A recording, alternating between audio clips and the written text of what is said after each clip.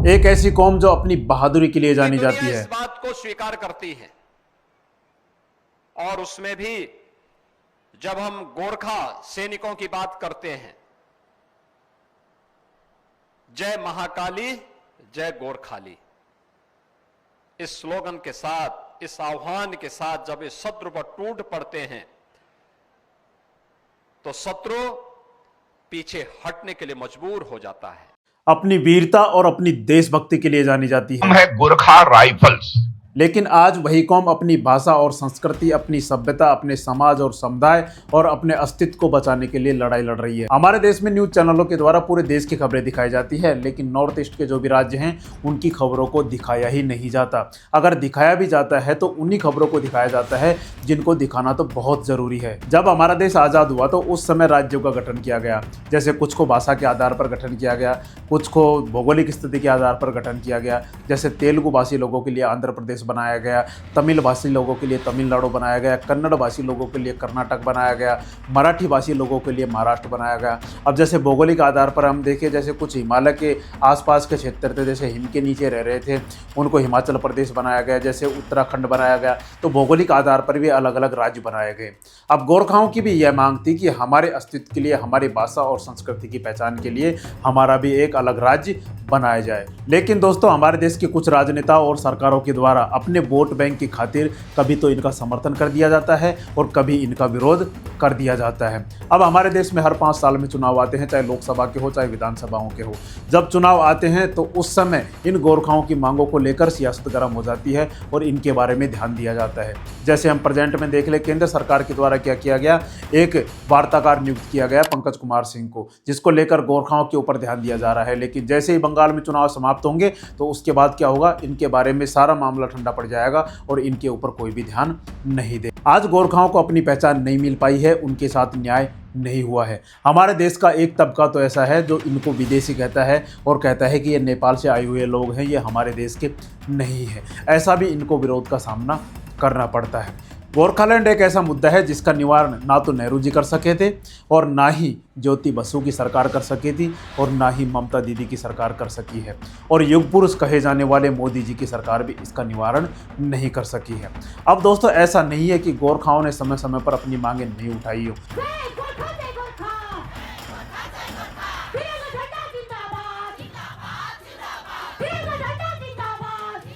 इन्होंने आज़ादी से पहले से ही अब तक बहुत सारे संघर्ष करे हैं।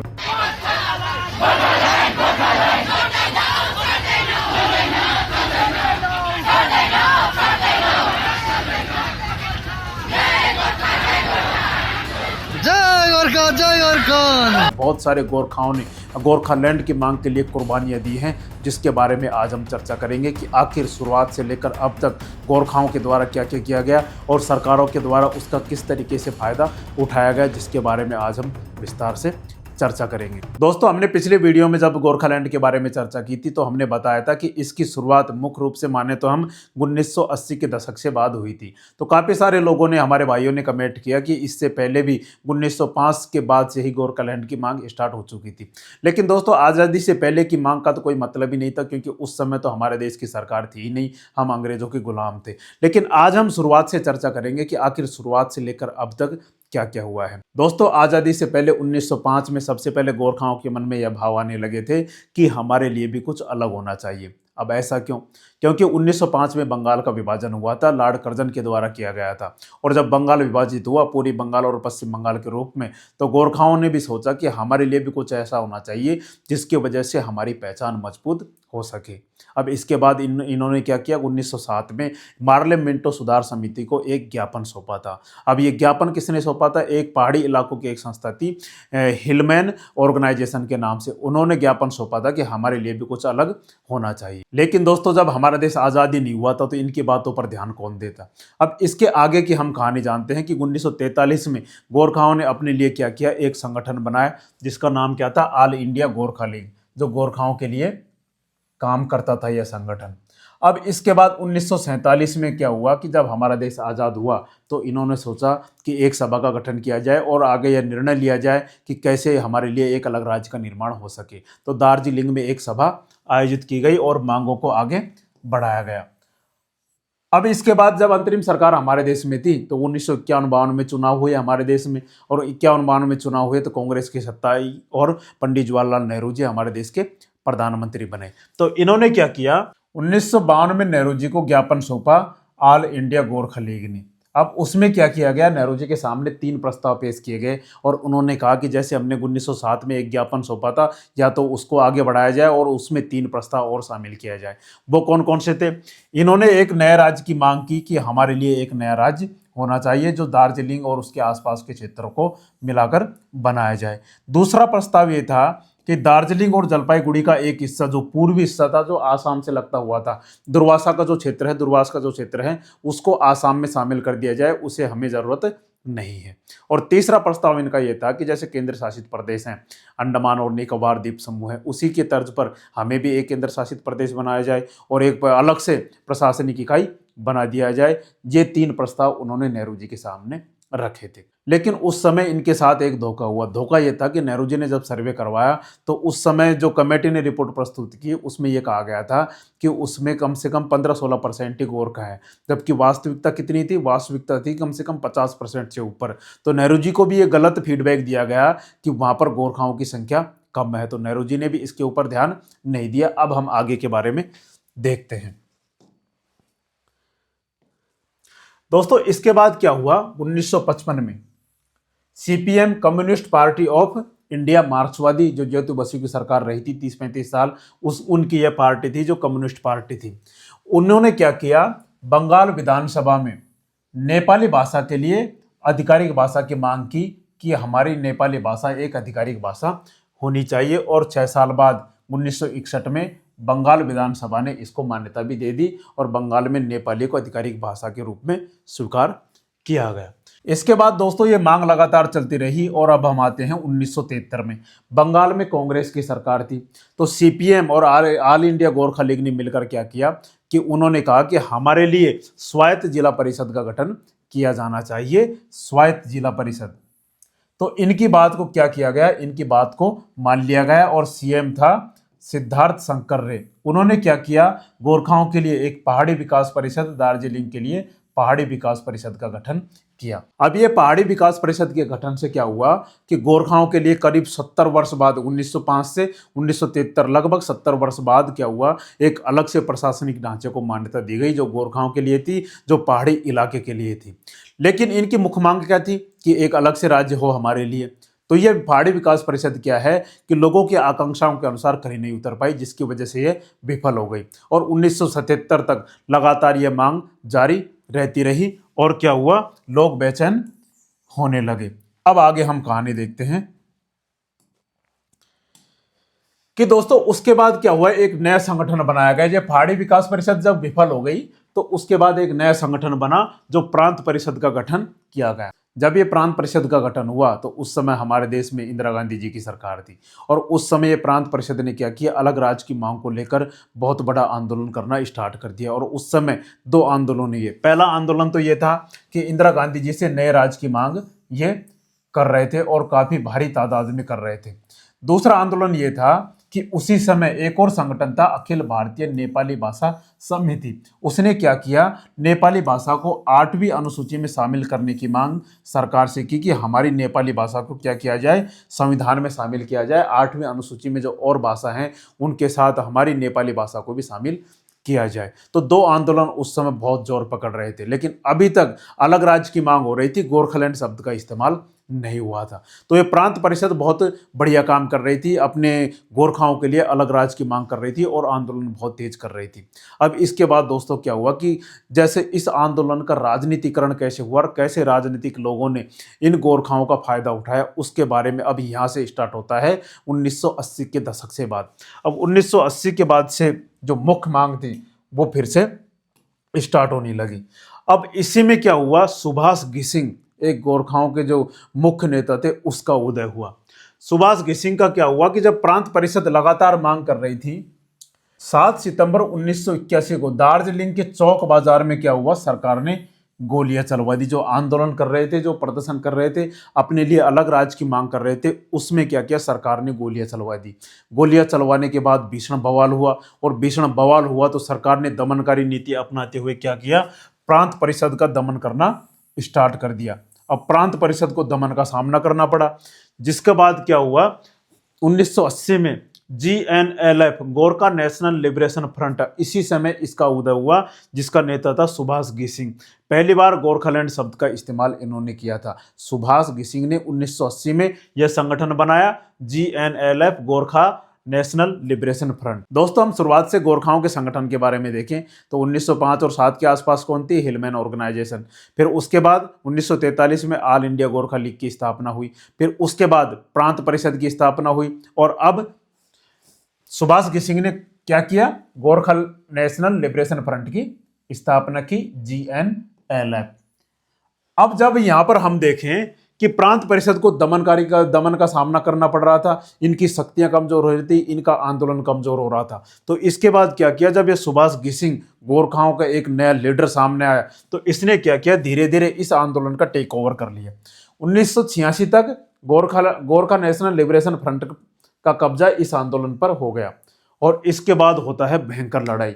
1988 तक सीपीएम जो पार्टी थी, कम्युनिस्ट पार्टी थी, उसके और GNLF, Gorkha national liberation front, जो सुभाष घिसिंग की पार्टी थी, सुभाष घिसिंग का जो संगठन था, उनके बीच आपस में लड़ाइयाँ स्टार्ट होने लगी इस आंदोलन को लेकर। अब दोस्तों, इसमें राजनीतिकरण कैसे हुआ कि जैसे सरकार से इसका कोई मतलब ही नहीं रहा, अब दो पार्टी आपस में लड़ रही है, CPM लड़ रही है, और साथ ही कौन सी लड़ रही है, सुभाष घिसिंग की पार्टी, गोरखाओं की पार्टी लड़ रही है। अब इसमें हिंसक झड़प हुई, और हिंसक झड़प इतनी हुई है, हिंसक झड़प 27 महीने तक चली, और इसमें हजारों गोरखाओं ने अपनी जान की कुर्बानी दी गोरखालैंड की मांग को लेकर। अब इसमें लगभग 1200 से अधिक मौतें बताई जाती हैं एक अनुमान के मुताबिक, और 60 करोड़ की संपत्ति का नुकसान इस समय हुआ था। ये 27 महीने के अंतर्गत बहुत सारे गोरखाओं ने अपनी जान की कुर्बानी दी थी। दोस्तों, अपने लिए, अपनी पहचान के लिए, अपने अस्तित्व की लड़ाई के लिए गोरखाओं ने लगातार प्रदर्शन किए हैं और लगातार संघर्ष किए हैं। अब दोस्तों, सुभाष घिसिंग ने आगे क्या किया, इसके बारे में हम चर्चा करते हैं कि जब ये लड़ाई हुई, तो उसके बाद क्या हुआ, 22 अगस्त 1988 को त्रिकोणीय समझौता हुआ है। किस किस के बीच हुआ, GNLF जो सुभाष घिसिंग की थी, बंगाल सरकार और केंद्र सरकार के बीच में। गोरखाओं की तरफ से ये थे, बंगाल सरकार और केंद्र सरकार, तीनों के बीच में एक त्रिकोणीय समझौता हुआ, और एक किसका गठन किया गया, दार्जिलिंग गोरखा हिल्स काउंसिलिंग का गठन किया गया। एक नई नई संस्थाएं बनाई गई थी जो सरकारों के द्वारा बनाई गई थी, जबकि गोरखाओं की तो 3-4 ही संगठन बनाए गए थे। DGHC, दार्जिलिंग गोरखा हिल काउंसिलिंग।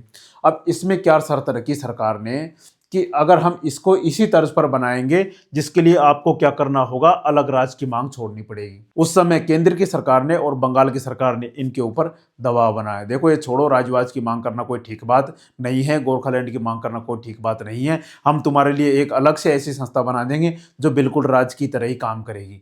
अब इन्होंने ये शर्त रखी थी कि अलग राज्य की मांग छोड़नी पड़ेगी, और इनको यह मजबूर होकर मानना भी पड़ा। अब इसमें यह था कि राज्य के बराबर अधिकार इनको दिए गए थे।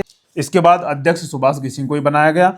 विरोध, अब इसके विरोध में देखो दोस्तों, इंटरेस्टिंग कहानी देखो, इसका विरोध कौन कर रही थी, बीजेपी पार्टी कर रही थी, और समर्थन में बाकी सब पार्टी इसके समर्थन में थी कि हाँ ठीक है, जो भी ये संगठन बनाया गया है, जो भी ये लीग बनाई गई है, जो भी ये काउंसिल बनाई गई है, वो बिल्कुल ठीक है। लेकिन विरोध में कौन थी, बीजेपी पार्टी। अब कहानी और भी इंटरेस्टिंग होती है कि इसके बाद क्या हुआ, 1989 में आम चुनाव हुए, और आम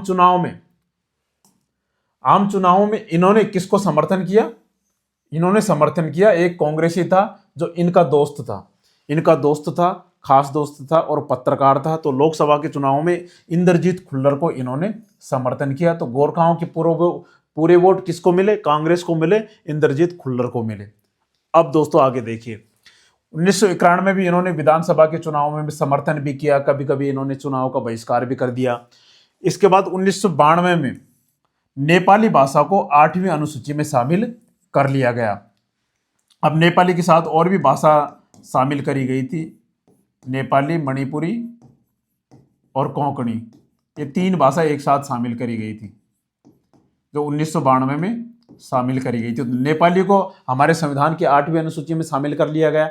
तो ये इंद्रजीत खुल्लर इनके विरोध में अब संसद में क्या बोलता है, वो कहता है कि नेपाली हमारे देश की भाषा नहीं है, नेपाली विदेश की भाषा है, इसलिए हमारे संविधान की 8वीं अनुसूची में इसमें शामिल नहीं किया जाना चाहिए। दोस्तों, इनके समर्थन से इंद्रजीत खुल्लर लोकसभा से सांसद बन के कहाँ पे पहुंचा था, संसद में पहुंचा था। और इन्होंने इस इंद्रजीत खुल्लर ने ही इनका विरोध किया था कि नेपाली भाषा को शामिल नहीं किया जाना चाहिए। दोस्तों, ये होती है राजनीति की, जिनकी वजह से ये जीते उनका ही विरोध ये करने लगे थे।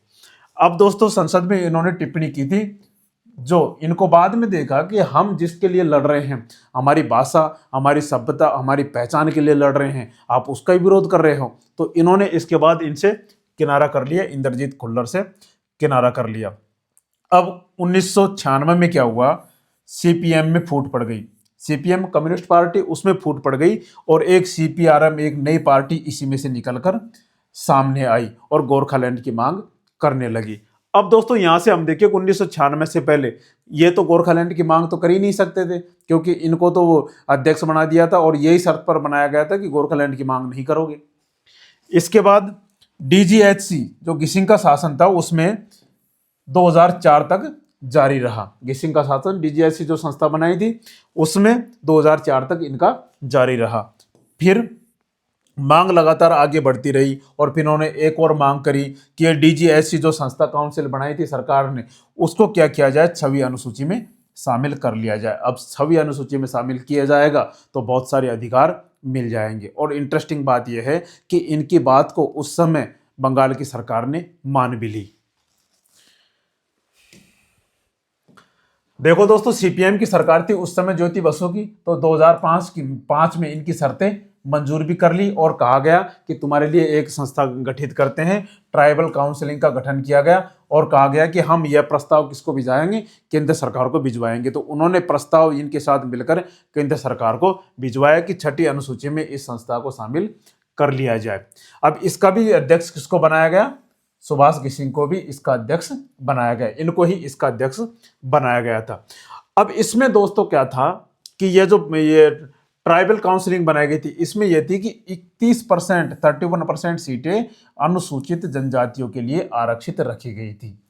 अब इसमें सबसे बड़ी दिक्कत यह थी कि जो 31% सीटें अनुसूचित जनजातियों के लिए आरक्षित रखी गई थी, उसमें गोरखा जो लोग थे वो बहुत कम थे। ज़्यादातर गोरखाओं की जातियां इसमें से बाहर थी, जिसकी वजह से गोरखा इसमें शामिल नहीं थे। और शुरू हुआ गोरखा समुदाय का सबसे बड़ा आंदोलन, किसके लिए, गोरखालैंड की मांग के लिए। जब हमारे लिए कुछ नहीं है तो इस संगठन का तो कोई मतलब ही नहीं है, ये तो एक तरीके से राजनेता बन गए।